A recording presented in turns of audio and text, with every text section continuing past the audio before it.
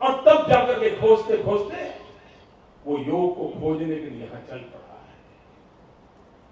कोई एक युग होगा जब हमारे पूर्वजों ने कुछ नियम बनाए थे कि साधु 7 समंदर पार नहीं जाएगा। कुछ नियम होंगे, उस काल में जरूरत रही होगी।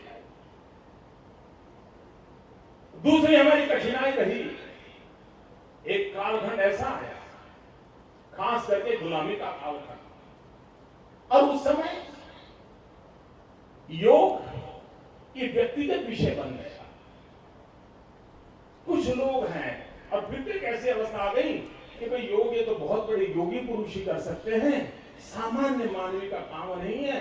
ये तो हिमालय की गिरी कंदरा में बैठे हुए हैं, लंबे लंबे बाल हो, बहुत बड़ी दाढ़ी हो, शरीर पे वस्त्र न हो, ठंड की अनुभूति न तो होती हो, बर्फ की शीतल लहरें भी जिनको परेशान नहीं करती हो, उस अवस्था को प्राप्त करने वाले लोग होते हैं, वही योगी पुरुष योग कर सकते हैं। ये मेरा काम नहीं है। मेरा तो ज्यादा से ज्यादा काम है कि इस योगी पुरुष के चरणों में बैठ करके वंदन करूं और कहीं उसके आशीर्वाद से मेरी गाड़ी चल दे। ये रूप आ गया। यही रूप है जिसने हमारी इस महान विरासत को बहुत नुकसान किया। ये जन जन के लिए जरूरी जो विरासत थी वो कहीं न कहीं बंधनों में बंध गई। आचार विचार के साए में हम उलझ गए। योग का निरंतर प्रचार होना जरूरी था। योग का निरंतर उत्कर्ष होना जरूरी था। योग से जुड़ी हुई जीवनों की सिद्धियों से लोगों को परिचित होना आवश्यक था।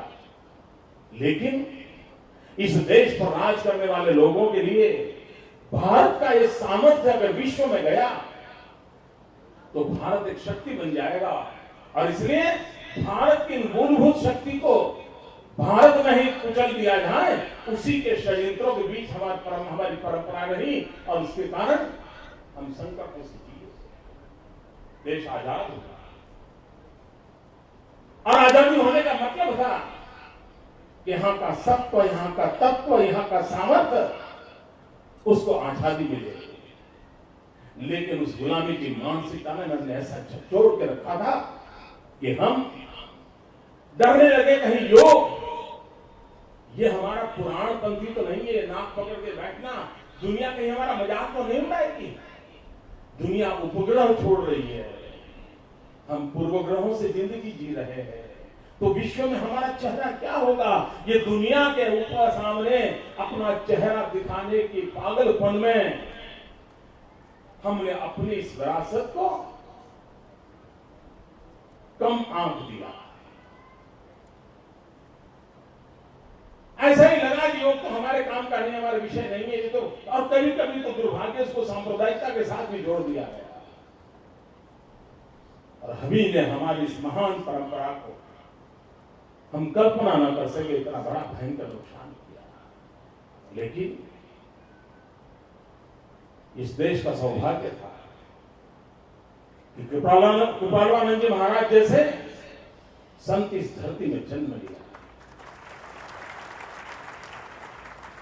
आदि शंकर हो, परमानंद जी हो, कृपालानंद जी हो, परंपरा है, पूरी परंपरा है, जिन्होंने योग को वैज्ञानिक ढंग से दुनिया के सामने प्रस्तुत किया। योग के प्रति अपनी आस्था इतनी अजोड़ कर दी कि उनको देखते ही किसी को लगता था इस महानता के मार्ग पर चलना पड़ेगा, मजबूर होना पड़ेगा। कुछ लोगों ने अलग से भी प्रयास किया कि व्यक्तिगत योगा को सामूहिक योगा में परिवर्तित किया। यह भी एक बहुत बड़ा योगदान है। हजारों लोग आज खुले मैदान में योग करने की ओर आकर्षित होते हैं, यह अपने आप में अच्छा है। और जैसा पूज्य मुनि जी ने कहा कि विदेशों में भी योग को प्रचारित करने का बहुत बड़ा काम हुआ है और अच्छा हुआ है, लेकिन आगे का काम तो इस योग यूनिवर्सिटी से होगा और पूज्य राजर्षि मुनि जी के आशीर्वाद से होगा।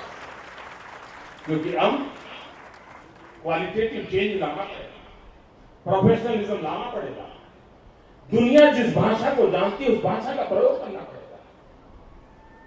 अभी पूज्य मुनि जी हमें समझा रहे थे पद्म चक्र के संबंध में, नाड़ी और चक्र के संबंध के, और चक्र के संतुलन एक बहुत बड़ा विज्ञान है।